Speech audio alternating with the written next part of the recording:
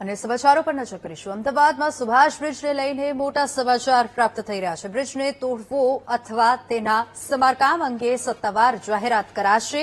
સુભાષ બ્રિજના તમામ સ્પાન તોડી નવા સ્પાન બનાવવામાં આવશે। બ્રિજના પિલ્લરને તોડવામાં નહીં આવે। આશરે 8 મહિના સુધી બ્રિજનું સમારકામ ચાલશે। વધુ વિગતો સાથે સંવાદદાતા દીપક ફોનલાઈન પર જોડાઈ ગયા છે। દીપક, સવારે ડ્રોન કેમેરાથી સર્વે કરવામાં આવ્યો અને હવે સુભાષ બ્રિજને તોડાશે કે સમારકામ કરાશે તેના પર નિર્ણય લેવામાં આવશે। શું વધુ વિગતો?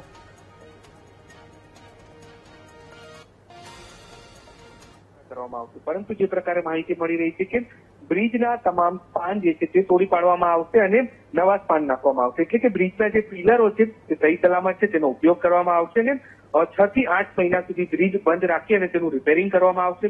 જે સ્પાન ક્ષતિગ્રસ્ત થયા છે તે તમામ બદલવામાં આવશે। એટલે કે આખો બ્રિજ તોડવાની જે વાત હતી આખો બ્રિજ નહીં તોડવામાં આવે, સ્પાન બદલવામાં આવશે। સાથે જ જે 6 થી 8 મહિના સુધી આ બ્રિજ જે છે તે બંધ રાખવામાં આવી શકે છે। વહેલી સવારે જ 3D મેપ દ્વારા ડ્રોન સર્વે કરવામાં આવ્યો હતો। એટલે કે હવે મહાનગરપાલિકા જે છે તે સુભાષ બ્રિજને લઈને આજે સત્તાવાર જાહેરાત કરશે કે આખરે કેટલા મહિના સુધી આગામી દિવસો બંધ રહેશે અને કયા પ્રકારે બ્રિજ પર નિર્ણય લેવામાં આવશે। અને સૌથી મહત્વની બાબત છે કે જે સ્પાનમાં તિરાડો પડી હતી એટલે હવે આખા બ્રિજના જે તમામ સ્પાન છે 450 મીટરની લંબાઈનો આ બ્રિજ છે અને તેના સ્પાન તોડવામાં આવશે અને ત્યારબાદ રિપેરિંગ કરવામાં આવશે।